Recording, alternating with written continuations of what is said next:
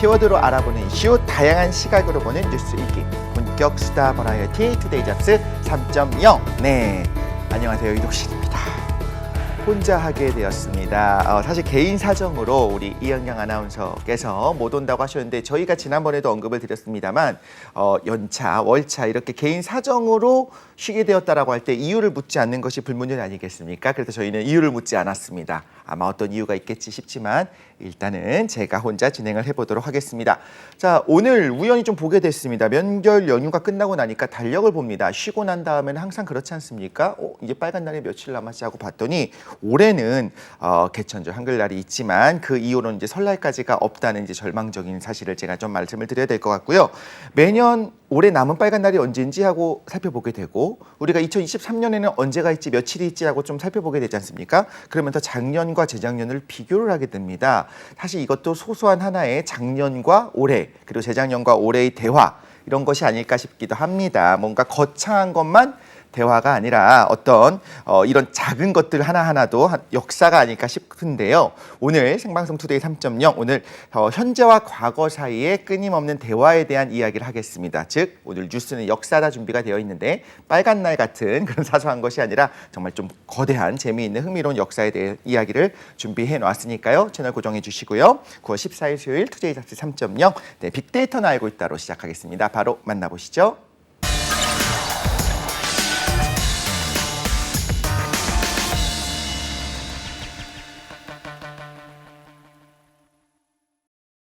네, 따끈따끈한 소식을 파헤쳐보는 얼리버디 CCI 쇼. 네, 빅데이터는 알고 있다 시간이 되었습니다.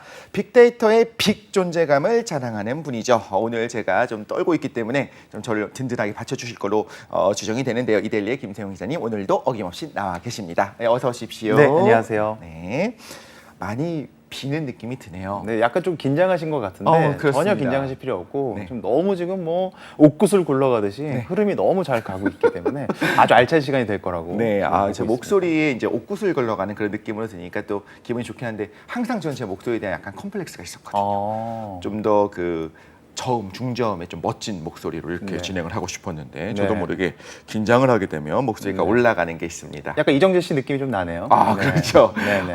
그러네요. 네. 그렇다면 오늘 한번 키워드를 정리하면서 혹시 뭐 좋아하시는 그런 네. 배우님이 나오시는지 어제 또 좋은 알겠습니다. 소식이 있지 않습니까? 맞습니다. 네, 한번 키워드 알아볼까요? 역시나. 네, 역시 역시. 네 이정재 키워드를 골라봤습니다. 네. 미국 방송계 최고 권위를 자랑하는 시상식이라고 하죠. 미국 에미상 시상식에서 넷플릭스 한국 시리즈인 오징어 게임이 감독상은 물론이고 나무주연상까지 총 6개 부문에서 수상했다는 소식을 가지고 왔습니다. 현지 시각으로 12일, 우리나라 시간으로 13일 오전이었는데요. 미국 로스앤젤레스 마이크로소프트 극장에서 열렸던 제74회 에미상 시상식에서 오징어 게임 황동혁 감독이 감독상을 받았고 이정재 배우가 나무주연상을 받았습니다. 이정재 배우는 한국 배우로는 처음으로 미국 에미상 나무주연상을 거머쥐었는데 아시아 국적 배우로도 최초라고 하니까 더욱더 의미가 있고요. 오징어 게임으로 사실 이정재 배우가 지금 받은 연기상 트로피가 4번째라고 합니다. 네. 앞서 이정재 배우는 미국 배우 조합상, 스피릿 어워즈 그리고 크리틱스 어워드까지 나무주연상을 받은 바가 있습니다. 제가 또 기념으로 또 짤막하게 또 성대모사 하나 하고 넘어가야죠. 좋습니다. 내가 나무주연상인가? 네, 요거 한번 저희 아내가 그만하라고 자꾸 이제 어제도 제가 키워드 준비할 때 네. 그만하면 안 되겠냐고 저한테 간청을 했는데 연습을 요거 좀 제가 또 하셨죠? 제가 개인적으로 좋아하는 배우기도 하고요. 네. 이정재 씨가 이 프로그램 꼭 보셨으면 좋겠네요. 네, 보고 로스앤젤레스에서 계실 겁니다. 네. 네. 근데 진짜 맞는 게 나무주연상 이 상이 나무주연상인가 뭐 이렇게 말씀하실 수도 네. 있을 것 같아요. 근데 4개나 상을 수상하셨는데 사실 이게 이례적이고 네. 쉽지 않은 일이다라는 이야기를 하잖아요. 이런 얘기를 들었던 것 같아요. 미국 같은 사람들은 미국에 있는 사람들 시청자 입장에서는 당연히 세상의 모든 언어가 영어여야 되는데 네. 다른 말을 한다, 더빙을 하지 않고. 그러면은 굳이 화면을 보지 않고 아래 자막을 보는 것들이 불편하기 때문에 그 쉽지 않다는 얘기가 있었던 것 같거든요. 네, 차근차근 좀 설명을 드리면 오징어 게임이 뭐 글로벌적인 인기를 얻은 것 그리고 뭐 여러 수상을 받은 것은 사실 시사하는 바가 엄청나게 큽니다. 네. 과거 드라마라고 하는 거는 전통적인 TV 채널을 통해서 뭐 보는 게 뭐 주된 경로였기 때문에 해외 뭐 드라마 매니아들 같은 경우는 약간 음성 경로라던가 아니면 좀 비주류 경로로 TV를 시청했어야만 했는데 해외 드라마를 보려면 뭐 과거에는 유료 방송 채널에 가입을 한다던가 아니면 온라인에서 이제 컨텐츠를 내려받는 이런 경로로만 볼 수 있었는데 또 이 과정에서 만국 공통 앞서 말씀해 주신 대로 만국 공통어가 아닌 영어가 아닌 뭐 다른 언어로 된 드라마를 제작한 드라마를 보게 된다. 그럼 또 불편함이 가중되고 약간 좀 거리감이 느껴졌던 것도 배제할 수가 없었습니다. 그런데 이제 OTT 시대가 열리면서 이런 뭐 한계를 좀 단숨에 뛰어넘었다. 이런 평가가 나오고 있고 실제로 오징어 게임이 지난해 9월 17일 날 뭐 넷플릭스를 통해서 전 세계 170여 개국에 공개가 됐는데 자막도 사전이 제작이 되면서 뭐 각국 언어로 이제 자막이 달려서 나간 거죠. 오징어 게임의 세계적 인기 요인이 무엇이냐라고 여러 가지 분석이 나왔었는데 뭐 내용의 컨텐츠의 힘도 있었겠지만 아주 완성도가 높은 번역의 힘도 뭐 빼놓을 수 없다 이런 좀 분석이 나오고 있습니다. 네. 실제로 기생충의 봉준호 감독도 아카데미 수상식에서 1인치의 자막 장벽을 넘으면 새로운 영화 세계가 열린다 이렇게 좀 주장을 하기도 했었거든요.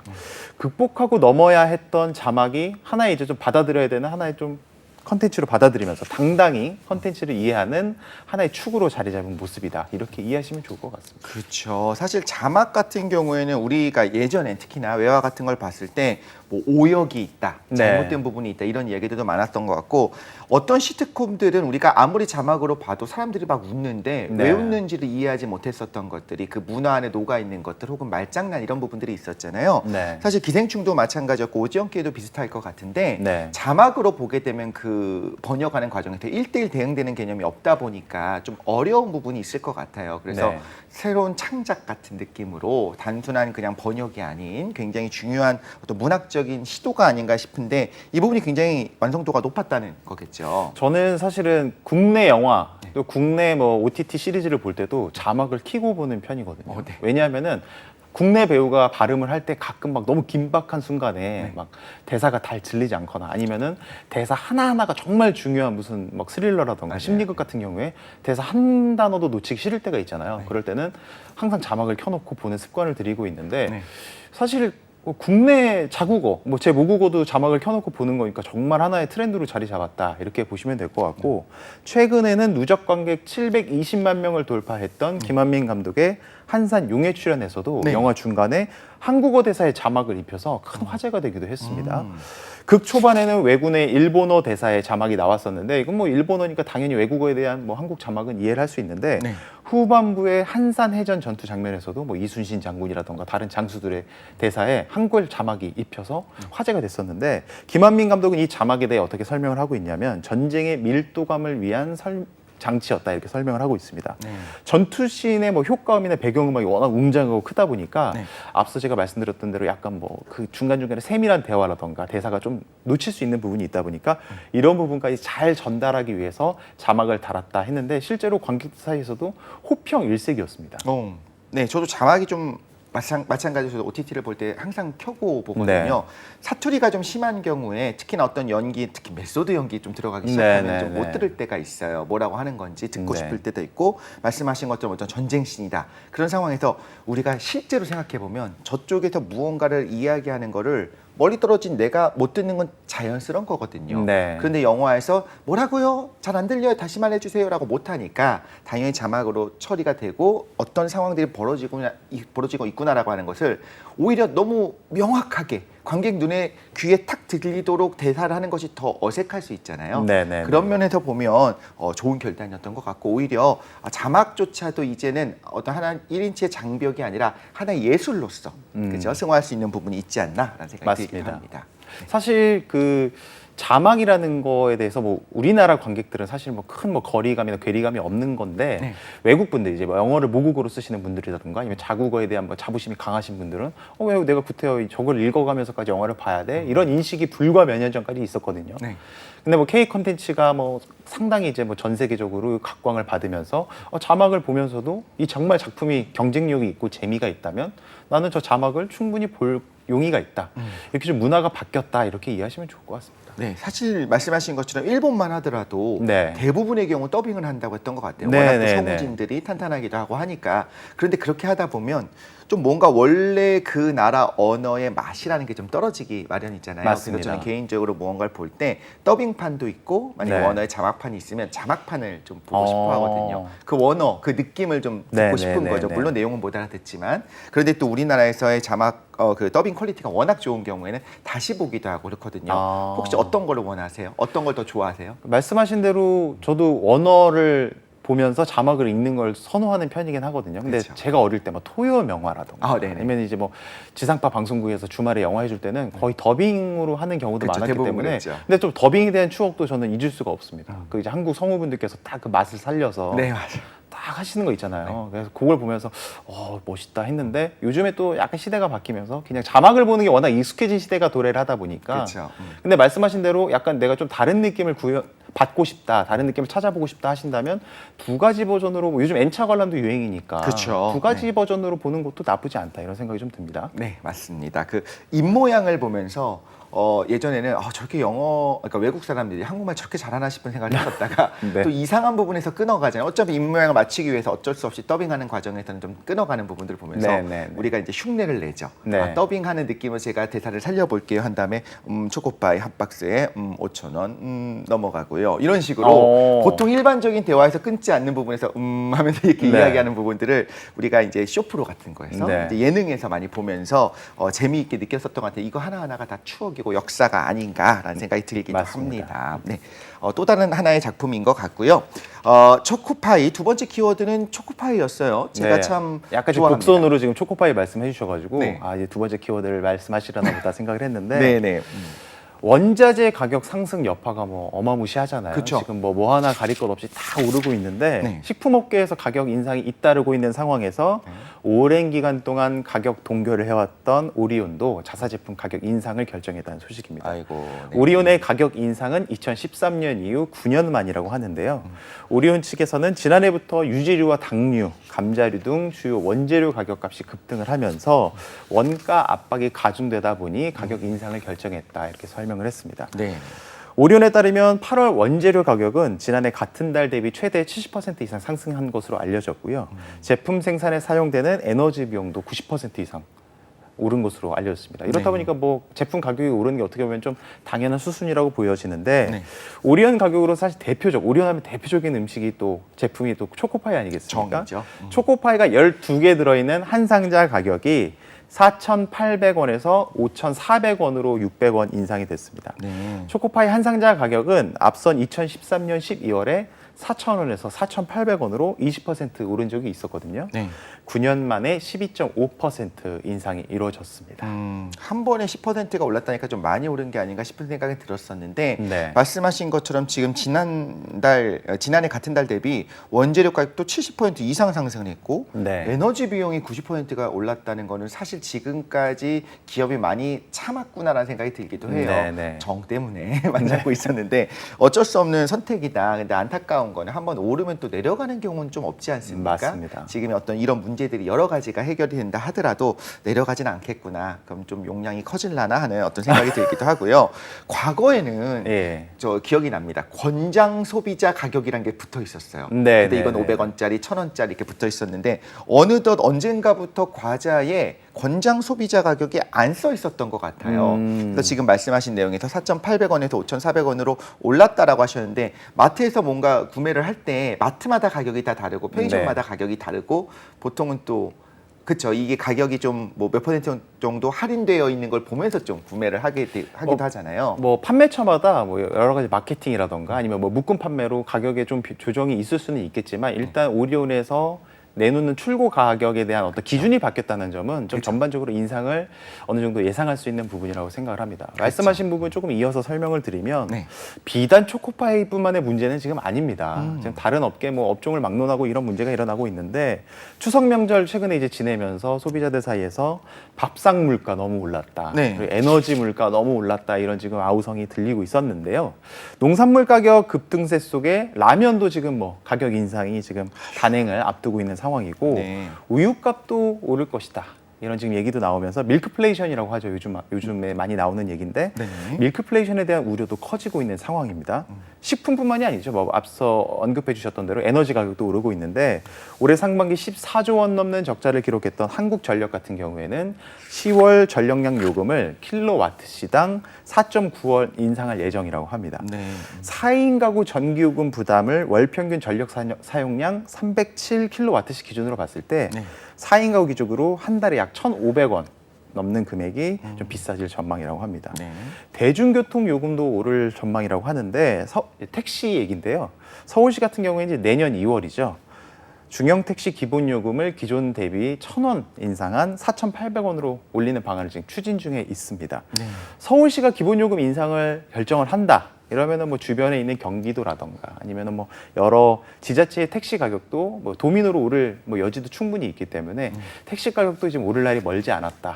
이렇게 보시면 될 것 같습니다. 다 모든 게 오르고 있습니다. 제 월급만 빼고는 모든 네. 게 오르고 있어서 지금 걱정이 좀 많이 되기도 하는데 또 하나하나 면면히 살펴보면 이게 뭐 어떤 기업들이 네. 배를 채우려고 하는 건 아니고 필요한 것들이 인상이 되는 것 같아요. 사실 네. 경제 규모도 커지고 기본적으로 천천히 이제 물가가 오르면서 같이 가면 좋겠는데 문제는 좀 보조를 맞추지 못했기 때문에 서민들이 좀 부담이 심해지는 게 아닌가라는 생각이 들기도 합니다. 근데 좀 한 가지 생각해 볼 것이 네. 에너지 가격 중에서 우리나라 같은 경우에는 사실 전기 요금이 굉장히 싼 편에 네네. 속하잖아요. 307kWh 기준으로 지금 이제 1,500원 정도가 이제 오른다고 하는데 307kWh를 쓰는 나라가 별로 없습니다.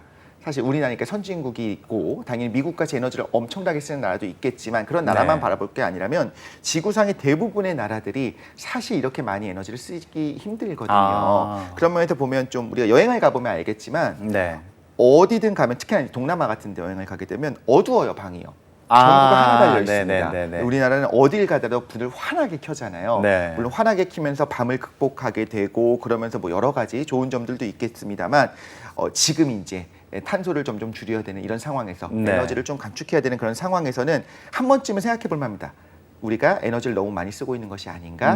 그런데 이것이 요금 인상 때문이 아니라 자발적으로 하면 더 좋았을 텐데라는 좀 아쉬움이 있기는 합니다. 네. 그런 면에서 좀 우리가 한 번쯤 생각해 보면 좋겠고요.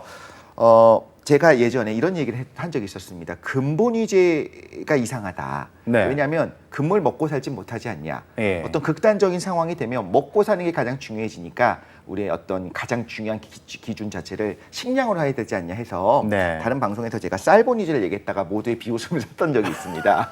네. 자, 쌀이 가장 중요하다. 네. 그렇지 않습니까? 그 농사가 전하지 가장 중요한 거죠. 근데 쌀값은 네. 오르지 않는다는 얘기가 있어요. 유독 쌀값이 지금 내림세를 면치 못하고 있어서 잠깐 좀 언급을 드리면 네. 정부가 나서서 뭐 쌀을 지금 매입하면서까지 쌀값 유지를 위해서 지금 안간힘을 쓰고 있는데 가격 하락을 좀 막지 못하고 있는 상황입니다. 네. 국회에서는 정부가 쌀 시장가 매입을 의무화하는 법 개정도 지금 추진 중이라고 하니까 네. 지금 문제가 아직 좀 심각하다 이렇게 보시면 될 것 같고 농산물 유통 정보 한번 좀 찾아보니까 쌀 한 포대 20kg 기준으로 지금 전국 평균 도매가가 46,700원이거든요. 네. 1년 전보다 1,800원, 약 18.8% 하락을 한 거니까 적지 않은 비율로 지금 내려갔다 이렇게 보시면 될 것 같고 연초까지만 해도 52,000원대였는데 쌀 도매가가 이달 초에는 최저 45,800원까지 내려가기도 해서 지금 우려가 큰 상황입니다. 네.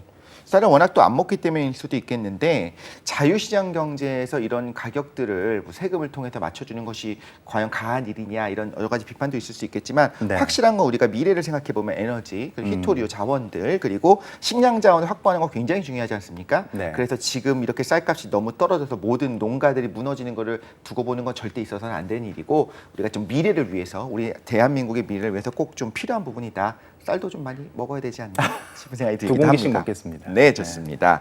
네, 세 번째 키워드로 갈 건데요. 처음 들어보는 말이에요. 뭔가 이상합니다. 일종 자동. 일종 보통 자동. 일종 운전면허 하면 수동을 생각을 그쵸? 하는데 네. 일종에도 이제 자동 운전면허 부활 뭐 이제 생기는 것을 두고 얘기가 많이 나오고 있는데 네네. 경찰이 일종 자동 운전면허 도입 여부를 이르면 다음 달 결정할 것으로 알려졌습니다. 경찰은 앞서서 지난 7월 달에 현행 운전면허 체계 개선 방안에 대한 연구 용역을 맡긴 적이 있는데요. 그 결과를 검토해서 구체적인 방향을 결정짓겠다는 겁니다. 다음 달까지. 네. 현행 체계를 한번 찾아보니까 1996년 2종 자동 면허를 도입한 이후에 26년 동안 이 지금 체제가 유지가 되어 왔었거든요. 네. 2종 보통 면허가 수동과 자동 두 가지 종류로 있는 반면 1종 보통 면허의 경우에는 수동만 있기 때문에 현실이 반영되지 못하고 있다. 이런 지적이 조금 계속 나오고 있었습니다. 주로 승용차에만 장착하던 자동 기어가 뭐 지금은 거의 모든 차량에 뭐 달려 있다고 해도 무방하기 때문에 약간 좀 제도 개선이 필요하다 이런 얘기가 나왔던 거고요. 최근에는 차를 타고 뭐 캠핑을 간다던가 아니면 차박을 한다던가 이 10인승에서 뭐 15인승 되는 미니베인이라던가 대형 패밀리카 수요가 또 늘어나면서 일종 자동 면허 도입에 대한 필요성도 꾸준히 더 높아졌던 것도 하나의 요인으로 지금 꼽히고 있습니다.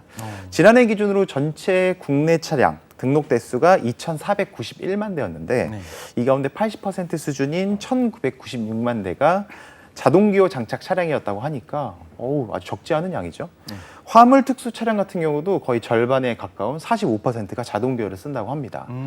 제가 개인적으로 사견으로는 아마 다음 달쯤에 일종 자동 면허가 생기지 않을까 네. 이런 좀 생각을 조심스럽게 한번 해봅니다. 그렇죠. 이게 생기지 않을 이유가 없었네요. 지금 얘기를 들어보니까 네. 생각해보면 큰 차들도 다 자동을 쓰지 않습니까? 네네. 과거에는 또 자동 미션 같은 경우에 트랜스미션 자동 같은 경우에 힘이 뭐 딸린다는 이야기도 있었고 네. 연비가 떨어진다라는 것도 있었는데 최근에 나왔었던 어떤 자동화 수동 변속기들 있지 않습니까? 네네. 이런 경우에는 뭐 DCT라고 하는 이런 경우에 오히려 연비도 더 좋고 사람들이 직접 하는 것보다 훨씬 더 이제 효율적이기 때문에 네네. 여러 가지 기술의 발전을 보면 자동 미션을 쓰지 않을 이유가 없고 네. 그리고 이미 완성차 업계에선 대부분의 자동을 출고하고 있는 상황에서 그런데 큰 차를 몰고 싶어요 나는 그래서 네. 11에서 15인승 정도 되는 미니밴을 몰고 싶은데 굳이 하지도 않을 그죠 수동 미션을 해갖고 그 덜덜거리는 파란 차 타고 저도 땄었던 기억이 납니다. 네네. 2단으로 두고 출발하는 네. 그런 걸 할 이유가 없다라는 거죠. 그래서 좀 오히려 내가 실제로 운행할 그 차를 가지고 면허를 따는 것이 더 합리적이지 오히려 막 정신없는 상황에서 기아 이거 시동 꺼트리면 어떻게 돼 하는 것이 오히려 불합리할 수도 있다라는 생각이 들기도 하네요. 그런 네. 면에서 뭐 큰 무리가 없으면 네. 이 부분 보입될 가능성이 있겠다라는 생각이 듭니다. 네, 빅데이터는 알고 있다. 네, 지금까지 이데일리의 김성훈 기자님과 함께했습니다. 오늘도 재미있는 소식 고맙습니다. 네, 감사합니다. 네, 저희는 잠시 후 2부 뉴스는 네모다로 돌아오도록 하겠습니다.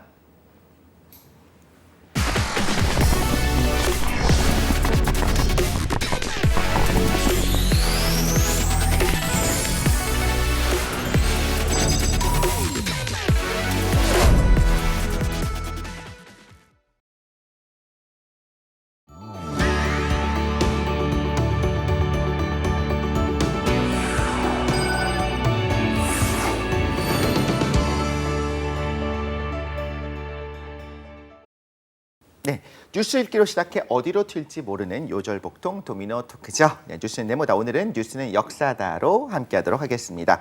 이 시간 함께해 주실 분 제가 소개해드리도록 하겠습니다. 역사의 재원쌤 김재원 강사님 나와 계십니다. 어서 오십시오. 안녕하십니까.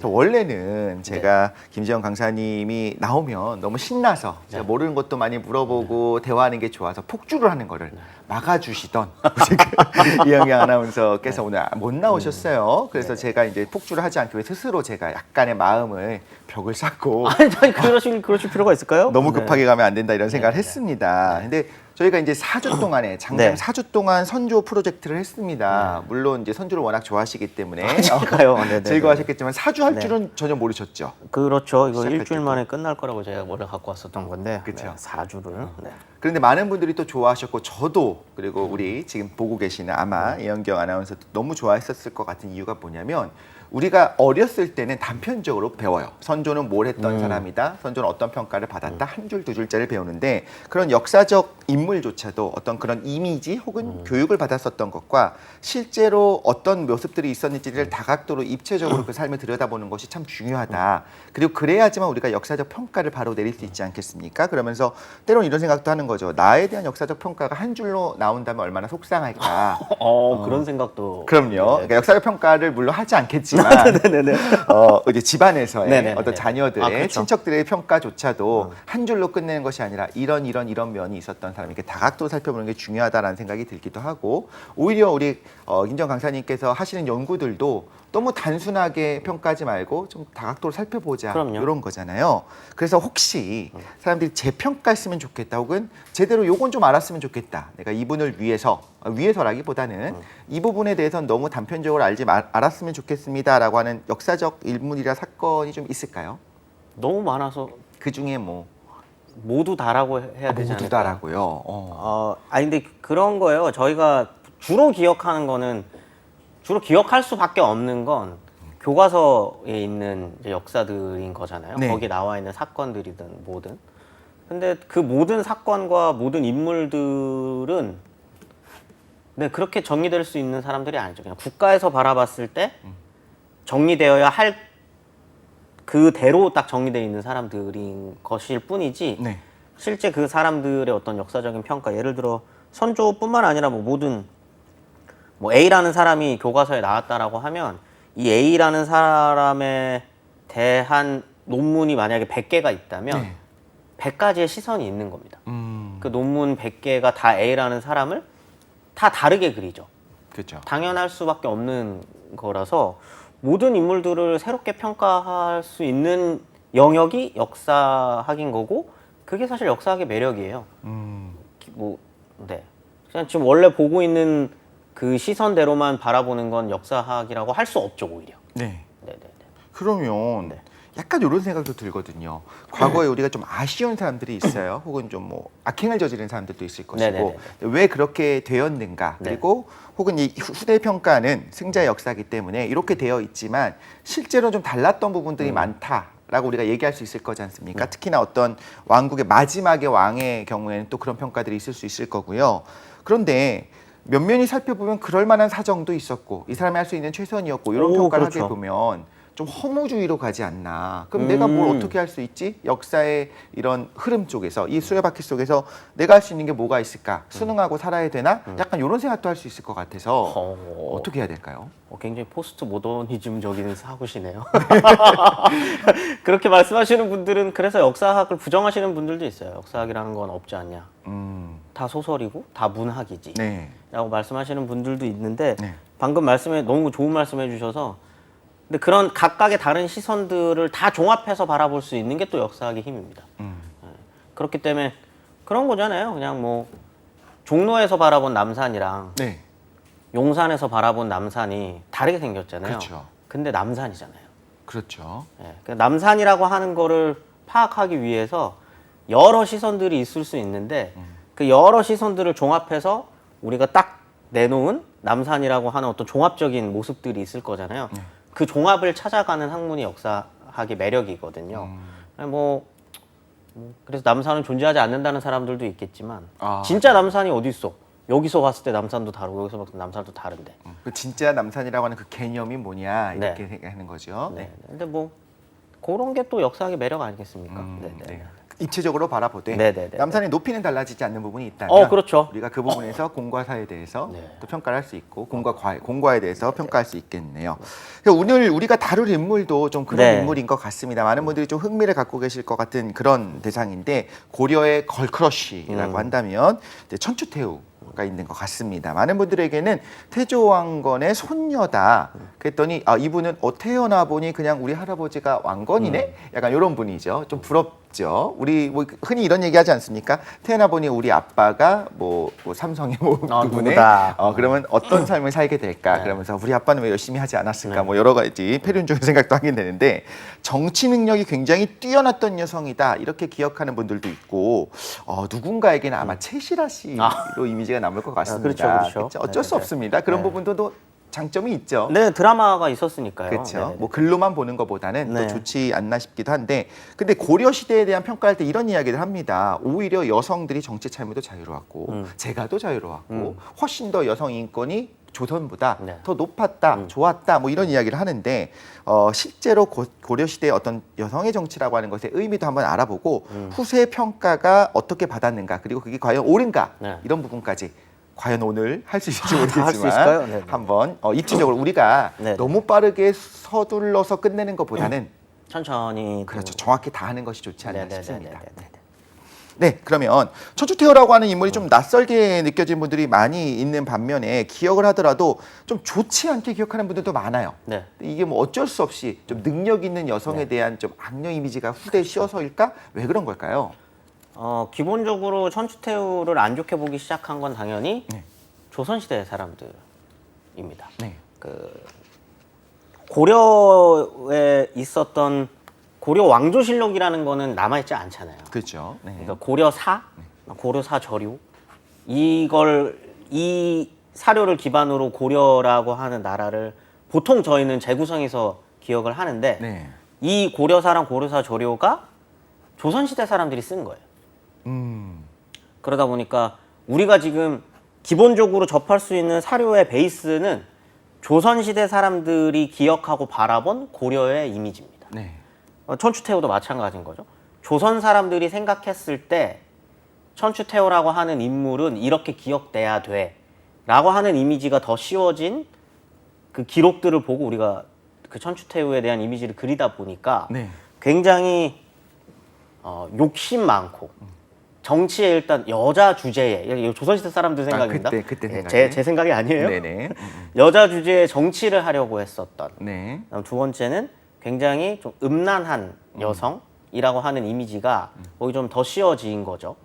그걸 보고 이제 저희가 고려 시대를 공부할 때 처음에 이걸 먼저 봐야 되니까 네. 그러다 보니까 아 천추태후는 이런 사람이었겠거니 하는 연구사적 흐름이 좀 있었던 거죠. 초반에는요. 네. 근데 이제 계속적으로 고려시대 연구들이 이제 진척이 되고 네. 고려시대 진짜 이 천추태후라는 인물은 어떤 인물이었을까라고 하는 연구들이 이제 축적되는 과정에서 정반대 이미지가 이제 또 씌워집니다.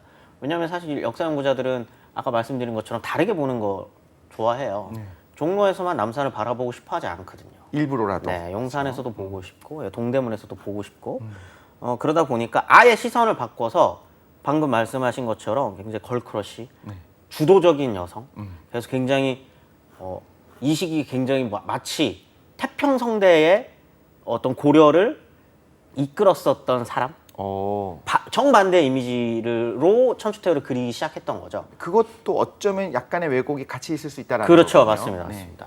그래서 이제 그런 흐름이 이제 조금 또 있다가 최근에는 뭐 이렇게까지 서로 극단적으로 볼 필요가 있을까? 조금 더 객관적으로 바라보자라고 하는 시선 속에서 그러면 천추태후가 어떤 인물인가라고 하는 걸 뭐 여성으로서 정치를 조선과는 달리 여성으로서 정치를 하려고 했지만 뭐 딱히 근데 그렇다고 엄청난 성과를 내거나 이런 것까지는 또 않고 요즘에는 이제 좀 그렇게 좀 종합적으로 많이 보려고 이제 하는 좀 흐름 연구사적 흐름이 좀 있는 거죠. 네네. 보면은 사실 이게 철학이랑은 다름에도 불구하고 연구조차도 약간 정반합으로 가는 그럼요. 과정들이 좀 있는 것 같아요. 반대쪽으로 끝까지 네네네. 갔다가 네네네. 다시 이제 실제로 한 중간 어딘가로 수렴하게 되는 아마 실제 역사도 그럴 것 같고. 네네네네. 그런데 그렇다면 말씀하신 대로라고 하면 조선은 근데 어쨌든 고려를 계승했지 않습니까? 계승이라고 봐야 될까요?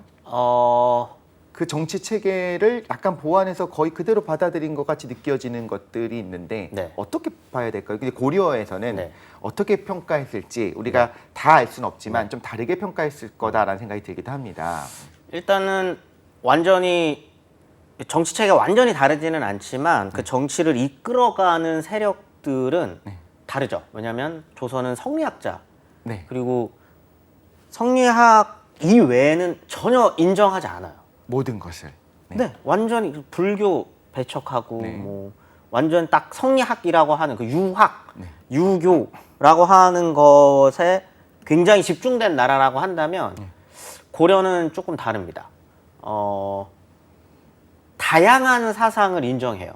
당나라 같네요. 뭐 그렇죠. 네, 불교, 또 국왕이 불교 행사 주관하니까요. 네. 불교, 유교도 있고, 뭐 그다음에 그 서경이라고 지금의 평양 이런 거 되게 중시하거나 이런 것들은 또 보면은 이런 풍수지리 네. 이런 것들도 그냥 거기 있는 유학자들이라고 하더라도 인정을 합니다. 그냥 좀 뭔가 좀 이렇게 좀 외골수처럼 꽉 막힌 국가가 아니었던 거예요. 그 말은 이제 조선은 아니. 막힌 국가였다라고 생각하시는 건 아니시고요. 당시의 흐름이 그랬다는 거죠. 네, 당시의 그렇죠. 흐름 그냥 네. 사고와 사상이 그랬었던 거죠. 네. 그거에 대한 뭐 평가를 지금 저희가 그게 뭐가 좋고 뭐가 나쁘다라고 할 수 있는 계속 그런 식으로 몰아가시면 아니, 좋고 나쁜 게 아니라 꽉 막혔다. 꽉 아니요. 막히고 나쁘다는 네, 건 아니지 않습니까? 네, 네, 성리학 훌륭한 또 학문이니까. 그 네. 성의 억불. 그렇죠. 네네. 네네. 그러다 보니까 이 조금 세상을 바라보는 눈이 다른 거죠. 세상을 바라보는 눈이 다르고 그러다 보니까 조선시대 성리학자들이 이 고려라고 하는 나라의 풍속 혹은 어떤 문화 이런 걸 볼 때 이해가 안 돼요. 일단. 이해를 못 해요. 안 하려고 해요. 도대체 왜 그땐 그랬을까? 네. 미개하다? 약간 이런 느낌. 그렇게 생각합니다. 미개하고 그러다 보니까 천추태후에 대한 이미지도 그렇게 가는 거거든요. 아니 어떻게 저런 짓을 아니 저렇게까지 이상한 짓을 네. 이라고 하다 보니 이미 이 기본적으로 조선시대 사람들은 고려를 그래서 좀 인정하지 않아요. 네, 그런 게 고려사라고 하는 그 사서에서도 보면은 네. 보통 이제 사서에 평가를 합니다. 네네. 이제 그 평론 같은 거를 써요. 이 사건에 대한 네. 이런 걸 할 때 굉장히 부정적이에요. 이 논평을 한다라면서 이제 논평을 하거든요. 조선 왕조실록에도 좀 그렇겠죠. 사과는 논한다. 논한다라는 게 이렇게, 표현처럼 거기도 그런 표현들이 있는데 굉장히 부정적입니다. 뭐든지 사사건건. 그러니까 유교적인 것과 관념이 조금 아닌- 아니다라고 좀 평가를 할 만한 게 있으면 완전히 이제 그렇게 하거든요. 그러다 보니까 이제 천추태후도 이제 그럴 수밖에 없었던 배경이 조금 있어요. 네네. 그 배경이 뭐냐면 이 가계가 네. 굉장히 복잡합니다. 일단 가계도가 깔끔하지 않군요. 왕건의 손녀라는 것이 아니라 네. 일단 뿐만 가계가 좀 아니라. 복잡하다. 네.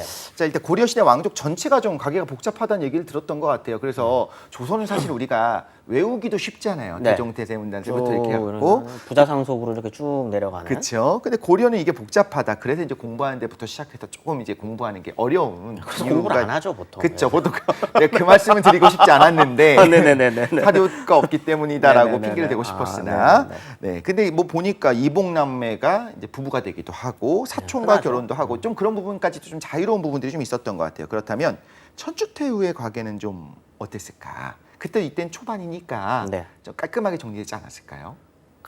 전혀 깔끔하지 않습니다. 가장 복잡한. 그래요. 천추태후를 제가 뭐 대학에서도 강의를 하고 뭐 대중 강연도 하고 방송도 해봤는데 네. 한 번으로 이해되지 않아요 이 사람의 가계는. 근데 그게 왜 그러냐면 네. 이독실님 혹시 가계도 한번 그려보시겠어요? 제 거요. 네. 어떻게 그리실 거예요? 가계도를 그리면? 일단 저를 중심으로 네. 부모님, 네. 자녀, 네. 당연히 이제 뭐 아내가 있을 거고 이야. 아내 쪽에 친가 쪽과 그러니까 말하자면 그 처가 쪽도 다 이렇게 그려서 뭘 어떻게 굉장히 그린다고 얘기를 하지? 방금 그 이야기가 네. 굉장히 어떻게 보면은 진보적이시네요. 사고가. 왜냐면은 기본적으로 한국 사람들한테 가계도를 그려보라 그러면 네. 할아버지부터 이렇게 그리거든요. 나를 중심으로 하지 않고요. 보통 안 그렇죠. 굉장히 셀피시 하시네요. 보통은 가계도를 그려봐라고 하면 이렇게 조선시대 때 그리던 그 이제 친족 관념. 그죠? 할아버지서부터 네. 이제 큰아버지, 네. 작은아버지, 네. 그다음 아니, 너무 아빠, 위로하면 이제 화면 위로 나가니까. 아빠, 네. 아빠, 나, 네. 내 아들 이렇게 쭉 내려가는 나의 뿌리를 여기로 보고 뿌리부터 그렇죠. 그린다는 거죠. 네. 족보에 나와 있는 대로 이렇게 그쵸. 쭉 그리잖아요. 제가 사실 이성계 18대이기 때문에 이성계부터 그려야 될 것 같은 느낌이 좀 들기도 하네요. 아, 전주시세요? TMI입니다. 네네. 네, 그렇습니다. 네. 근데 이제 고려 시대는 방금 딱 이독실님이 만약 고려 시대를 갖다 굉장히 적응을 빨리 하셨겠네요. 네. 가계도를 그릴 때 나를 가운데 놓습니다. 거기 나를 가면, 가운데 네. 놓고 일단 위아래도 없는 사람들이라고 평가될 수 있겠죠. 조선에서는. 조선에서는 그렇죠, 그렇죠.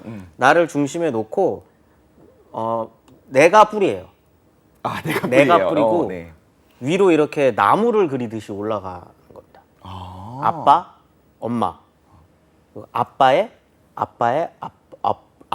아빠, 엄마. 네. 이렇게 해서 이렇게 나무가 자라듯이 이렇게 그리고 그래서 반원형이에요. 위로 올라가느냐, 위에서 아래로 뻗어나와서 내 네네네. 사촌들이 쫙 나열되어 있는 네네네네. 차이잖아요. 아, 제가 알았습니다. 네네네. 제가 왜 그렇게 생각했는지. 네. 셀피시에서가 네네. 아니라 보통 유전을 할 때, 이게 생물학을 공부할 때 나의 유전자가 어디서 왔는가를 이야기하잖아요. 네네네네네. 그렇다면 이 X, 뭐 염색체 같은 걸 네네네네. 얘기할 때 어디서 왔는지 할 때 나를 중심으로 위쪽을 보거든요. 오. 유전자가 위에서 내려왔으니까 아, 저는 그게 과학자라서. 익숙한 거고. 아, 잘 마무리했다. 네, 좋습니다. 네. 네, 그러다 보니까 이게 지금 우리가 생각하는 사촌, 네. 특히나 친가 쪽의 사촌 네. 형제들을 네. 고려 시대는 몰라요. 신경 쓰지 않는 거죠. 네. 내가 어디서 왔는지만 아는 거고 네. 사실은 우리 할아버지도 형제가 그러니까 그 아들 딸이 많았을 네. 텐데 그럼 중요하게 여기지 않는다는 거죠. 사촌, 육촌이면 남입니다. 남이에요, 남. 근데 외가 쪽이 조금 달라요. 왜냐면 보통 이제 한반도에 있는 많은 나라들의 전통은 약간 대릴 사위? 그러니까 좀 외탁을 해요. 조선도 좀 그랬다고. 조선 사실은. 초까지. 네네. 그랬다. 그래서 이제 이율곡 네네. 선생님 같은 경우도 이제 그랬었고. 네. 그래서 보통 처가 생활을 하는 게 되게 자연스러운 거죠. 결혼을 한 다음에. 네. 그래서 외가 쪽 식구들이랑 되게 가까워요. 오히려 가깝고. 그래서 친가의 사촌 오빠랑 결혼하는 건 사촌 오빠가 아니에요, 사실. 그러니까 남이니까. 오빠랑 남이에요. 남이랑 결혼하는 거거든요. 그래서 그게 크게 이상하지 않습니다. 근데 조선시대 사람들이 봤을 때는 사촌 오빠랑 깜짝 놀라죠. 결혼을 해? 성을 갈아야죠. 네, 이런 동물들 이렇게 이제 생각할 수 있는 거예요. 조선시대 사람들 입장에서는. 네. 그러니까 이게 조선시대는 친족, 이 족보의 개념을 굉장히 중요하게 생각하지만 네. 고려시대 같은 경우는 친족이라는 표현이 없거든요. 친속이라는 표현을 씁니다. 그래서 속을 되게 중요하게 생각하고 거기에다가 이제 외탁까지 하게 되니까 네. 가족 제도 자체가 달라요. 저 이거 벌써 이거만 해도 너무 흥미로워서 사실 이게 별거 아닌 딱 하나의 이야기지만 관점을 완벽하게 다르게 만드는 거잖아요. 그렇죠. 말씀하신 것처럼 뭐 사촌이랑 결혼을 했다, 이복남매가 부부가 됐다. 야, 어떻게 그럴까? 무슨 이게 그 이집트도 아니고 어떻게 이럴 수가 있었을까? 이런 생각을 했는데 말씀하신 관점으로 세상을 바라보고 어떤 우리의 가게를 바라보게, 내가 어디에 위치했는가를 바라보게 되면 자연스러운 거로 느껴질 수도 있는 거죠. 네, 남인데요. 그렇죠. 네. 그러니까 뭐 진짜로 어렸을 때부터 같은 동네 살면서 같이 부대끼던 그 사촌이랑 결혼한 게 아닌 거죠. 네네. 전혀 실제로 몰랐던 네네네. 사람이었던 네. 거고. 거기에 하나 더 하자면은 왕씨 이거는 근데 유럽도 마찬가지입니다. 유럽의 역사에서도 굉장히 그 합스부르크가 네, 입 이렇게 쭉 튀어나온 걸 보통 그렇게 설명해. 그 과학적으로 그게 맞는 네 걸까요? 맞습니다, 네네. 맞습니다. 네, 어떤 네. 저도 맞습니다. 네. 그런 것처럼 똑같은 거예요. 여기 이 왕씨 가게를 네. 강하게 좀 지키기 위해서 그런 거죠. 이 로얄 패밀리에 로얄이 아닌 사람이 들어와? 이게 이 고려 시대 사람들 입장에서는 조선 시대 왕실의 이씨 가문이 다른 집안 사람들과 계속 결혼하면서 이씨가 이렇게 연결되는 거를 보면 저런 잡놈들이라고 생각했을 거예요. 나중 가서는 그 말하자면 그 피가, 네. 그 DNA가 네. 좀 많이 희석되어 있을 저건 테니까. 이씨가 아니지. 그쵸. 라고 이제 생각을 했을 거라는 거죠. 고려에서는. 고려에서 봤을 그쵸. 때는. 네. 왜냐면은 왕씨는 무릇 왕씨라면 왕씨랑 결혼해야지. 순혈주의. 네. 왕씨랑 결혼해야지. 라고 하는 또 그 관념. 이게 있기 때문에 이 관념을 모든 것을 다 합쳐지게 표현하는 인물이 천추태후예요. 이분은 그럼 왕비가 될 상인가? 그 정도가 아니라 네. 좀 받아주시죠. 아, 예, 네, 예. 좋습니다. 네네. 그 정도가 아니라 이 사람은 금수저를 넘어서 다이아몬드 수저입니다. 다이아몬드요. 네. 일단 할아버지가 네. 왕건이고, 네, 그렇죠. 네. 그러니까 이 타 왕씨의 엄마니 아빠니 다 왕씨. 엄마도 왕씨. 네네네. 일단. 다 왕씨고. 왕이라서 왕씨가 아니죠. 네, 그냥 왕씨, 왕씨인 거죠. 왕씨. 근데 네. 우연히도 또 왕이 또 왕이라서 참 네네네. 신기해요. 네. 왕건의 자손들. 네. 왕건의 자손들이고요. 거기에다가 이거를 설명하려면 일단 고려 시대의 왕 순서를 한번 네. 쭉 할 필요가 있어요. 왕건, 네. 태종, 네. 그다음에 이제 해종, 네. 네. 저 보지 정종, 말고 그냥 쭉 하시면 네, 됩니다. 정종, 네. 광종, 경종, 네. 그다음에 이제 성종, 목종 이렇게 쭉 가는 거거든요. 방금 7명을 쭉 얘기했잖아요. 네. 다 천추태후랑 못해도 삼촌 안쪽 사람들이에요. 이 모두가. 오. 그런 사람이에요. 왕건이 할아버지고 네. 큰아빠들이 해종, 정종, 광종인 거고 순서가 그렇게 됐군요. 네네. 네네. 경종은 남편이고요. 성종은 친오빠고요. 그 다음에 하는 사람이 목종인데 이 목종은 친아들입니다. 네, 그 가운데 있는 사람이 천추태후예요. 약간 엄청난 사람인 거죠. 그 가계도를 네. 천추태후를 중심으로 그리게 되면 왕 그 왕씨가 아니라 진짜 왕이었다. 네, 네, 네. 왕 다 왕이네요. 네.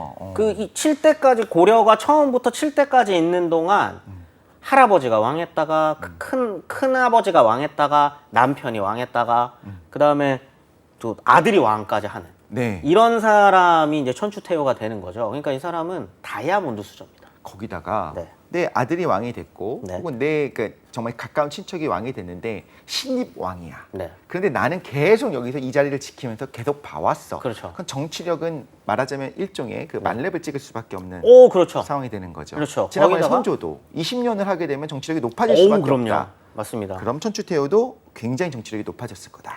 정치력을 아마 배운 거는 아까 외탁을 했다 그랬잖아요. 네. 외할머니의 정치력을 보고 배웠을 거예요. 외할머니가 아까 말한 것처럼 이제 외가 쪽이 되는 거니까 네. 여기는 할아버지가 왕건이니까 왕건의 부인이 되겠죠. 그렇죠. 이분이 이 황해도 쪽에서 일단 호족 집안인 건데 네. 광종 때가 되면 네. 한번 크게 지역 세력들, 지방 세력들을 한번 싹 피해 숙청을 하는 시기가 있어요. 꼭 있더라고요. 네네네. 마치 초반에는 조선의 이제 태종 이방원처럼 광종이 이제 그런 피해 숙청을 하는데 그래서 광인가. 네. 네네. 그때 유일하게 살아남은 지역의 호족이 이 집안 사람들입니다. 그러니까 정치력도 굉장히 뛰어났었던 이제 사람이 외할머니였던 거죠. 네. 그 외할머니 밑에서 큰 사람이에요. 그러니까 이제 다이아몬드 수저지만 오히려 다이아몬드 수저기 때문에 숙청을 당할 수도 그렇죠. 있었지만 위험성이 있죠. 그 할머니의 어떤 고도의 정치적인 어떤 그런 활동들을 보고 배우면서 살아남는 방법도 깨달은 사람인 거죠. 다이아몬드가요. 망치로 치면 깨집니다. 사람들이 다이아몬드가 가장 경도가 높다라고 생각하는데 경도 높은 건 맞는데 이렇게 긁으면 다이아몬드 그 흠집이 안 나는데 네네네. 말하자면 유리창 같은 거예요. 유리창은 당연히 딱딱하잖아요. 네네. 유리창으로 고무를 이렇게 긁으면 고무가 긁히죠. 네. 하지만 고무공을 던지면 깨지잖아요. 아, 다이아몬드는 깨질 수 있습니다. 그러면 뭐라고 표현하는 게 좋을까요? 아니, 다이아몬드 수저라는 게 전 적절하다는 생각이 드는 거예요. 다이아몬드 수저라는 것이 아주 단단하고 절대로 깨지지 않는 존재라는 것이 아니라 오히려 그런 권력에 가까이 있었기 그렇죠. 때문에 깨지고 박살나고 숙청당할 가능성이 있었는데도 불구하고 살아남았다. 이거 엄청난 정치력을 가진 사람이다. 네. 굉장히 훌륭한 라는 거죠. 굉장히 훌륭한. 네. 선생님한테 칭찬받으니까 왠지 좋네요.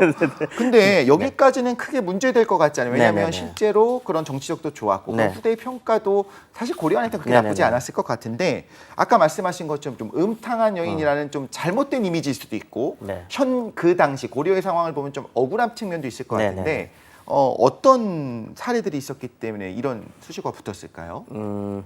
당시에는 크게 문제가 되지 않았을 것 같아요. 네, 자, 근데 이거 조금 복잡합니다. 네. 쭉 좀 따라오실 때. 네네, 이 천추태후의 남편이 누구라 그랬죠? 네, 네. 경종. 경종, 경종입니다. 네. 이 경종이랑 네, 이 천추태후랑 네. 이 천추태후의 여동생도 같이 결혼을 해요. 둘이요. 네, 그러니까 처제랑 결혼한 거죠. 네, 그것도 뭐 이때는- 역사를 보면 네. 왕왕 있더라고요. 네네네네. 우리나라 말고 네. 외국에 있기도 하니까. 네네. 뭐 고려 때는 굉장히 일반적인 겁니다. 네, 이게 여동생이랑 같이 한 왕과 결혼하는 경우가 대단히 일반적인 경우라서 피를 지키는 거죠. 네. 말하자면. 네. 아무튼 그렇게 해서 이제 결혼을 했어요. 네. 근데 경종과 천추태후 사이에서 아이가 하나 태어납니다. 네. 그 사람이 나중에 훗날 목종이 되는 사람이에요. 그렇죠. 아들이 왕이 된다고 하셨죠. 네. 네네. 근데 그 사이에 성종이라는 왕이 있어요. 네. 네, 좀 복잡하죠. 성종은 누군가요? 천추태후의 오빠입니다. 오빠가 경종 이후의 왕이 네네네. 되는군요. 왜냐? 네. 경종이 굉장히 빨리 죽어요. 우리나라도 네. 네, 성종. 굉장히 빨리 죽어요. 네. 천추태후가 18살의 나이에 18살에 18살 나이에 네네. 경종이 죽었어요. 아, 그래요. 너무 젊을 때. 경종도 20대 때 죽은 거죠. 네. 네.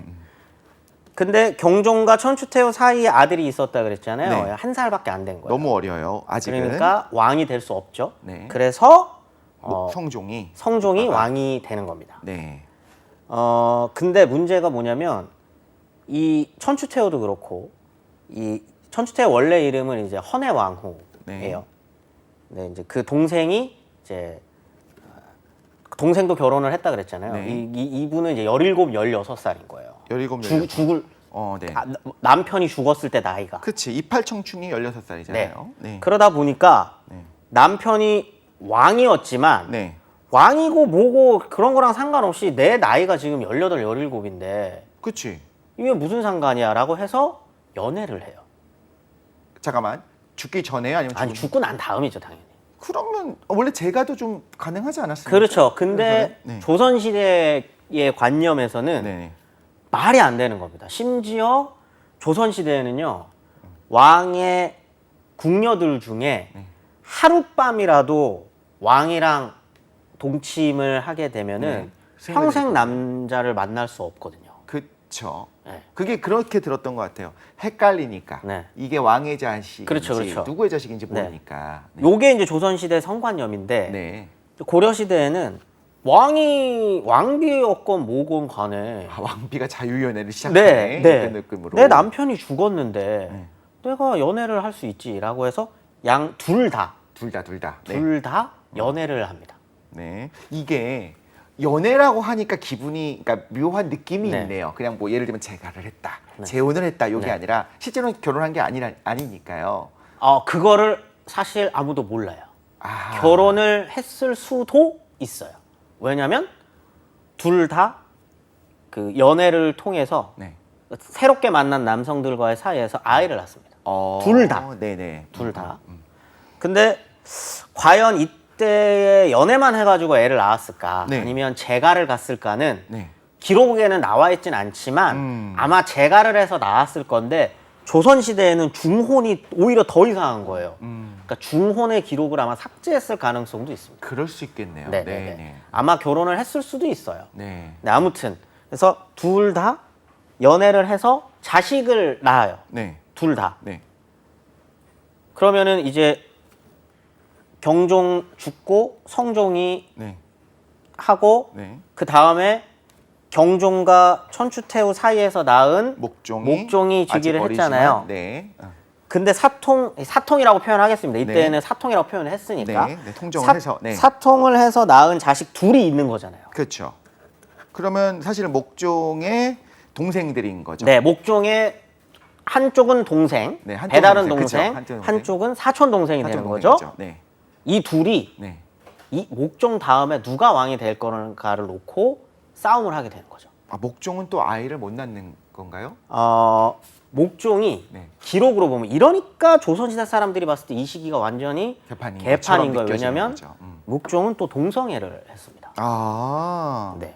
근데 이게 다 기록이 있는 거죠. 남성과 정을 통한 것으로 이제 나오죠. 네네. 실제로 부인이 있는데 네. 왕후가 있지만 네.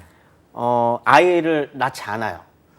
이런 걸 보면서 네. 조선에서 진짜 후대를 잇는 게 중요하니까 무조건 그 부분에 더 중전과의 네. 동침을 하게 하고 네. 후대를 생산하게 하는 거에 그렇게 집착한 이유가 이런 역사를 보고 나름 배웠다고도 할 수 있겠어요. 그럴 수도 있겠죠. 왜냐하면은 고려 시대에는요 부자 상속이 더 적습니다. 형제 상속이 훨씬 일반적이에요. 네네. 그러니까 이제 예를 들어서 이제 목종의 입장에서 네. 제가 고려에서는 목종이에요. 제가 동성애를 해요. 그래서 네. 아이를 낳을 수 없어요. 네. 하나도 문제될 게 없습니다. 왜? 네. 네. 내 엄마가 따로 또 동생을 낳아 주셨으니까 그러면 그쪽으로 동생한테 물려주면 되는 거니까 네. 목종 입장에서는 크게 자신이 후사를 낳지 않는 게 문제가 안 됐을 수도 있어요.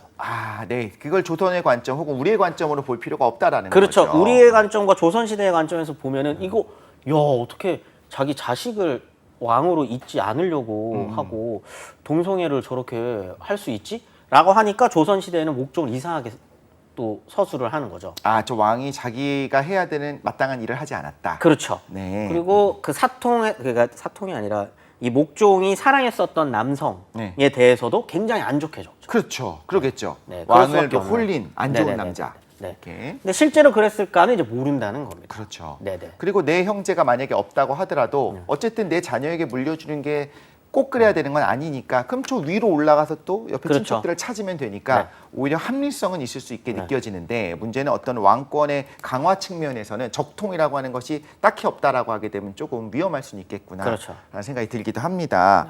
사실 지금까지 이야기를 들어보면 시작도 거의 못하긴 했습니다. 그런데 저는 그래도 의미가 있다 싶은 게 그냥 사실 우리가 이야기했던 천추태후가 어떤 인물인지 쭉 얘기하고 그냥 읊고 다른 데서 우리가 흔히 강의를 볼 때 나오는 그것도 의미가 있습니다만 지금 저는 굉장히 의미 있었던 게 고려를 바라보는 새로운 관점을 오늘 좀 얻어간 것 같아요. 가계를 어떻게 바라보는지부터 시작해서 처음에는 저도 만약에 문서화된 걸 봤을 때 야 고려가 좀 심하긴 했구나. 자유분방한데 좀 심하긴 했구나라고 생각했을 때 그게 아니라 고려인들의 관점으로 우리가 그 안경을 끼고 바라보게 됐을 때는 하등 이상할 게 없다. 그럼요. 혹은 당시에도 조금 이상했을 수 있겠지만 이해를 못할 정도는 아니다. 그런데 우리가 여전히 조선의 안경을 끼고 바라보게 됐을 때 이상했다는 거, 그 조선이 왜 고려를 그렇게 이야기했는지에 대해서도 좀 이해를 할 수 있었던 것 같아요. 이렇게 복합적으로 우리가 일단 오늘은 네. 일종의 네네. 전편으로 네. 고려를 어떻게 바라볼 것인가에 대한 강의였다고 생각을 하고요. 네. 아직 시작을 안 해가지고. 그렇죠. 다음 주에 또 재미있게 우리가 네네네네. 이야기를 나눠갈 수 있겠죠. 그러면서 여기서 또 배울 수 있는 부분들이 있을 것 같습니다. 네. 지금까지 뉴스는 역사다. 조금 아쉽긴 하지만 우리가 다음 주에 기대할 수 있으니까요. 우리 김재원 강사님과 함께했습니다. 오늘 함께해 주셔서 감사합니다. 감사합니다. 네, 저희는 내일 이 시간에 저는 내일 이 시간에 다시 한번 찾아뵙도록 하겠습니다. 채널 고정해 주시고요. 다음 시간에 또 만나요. 안녕.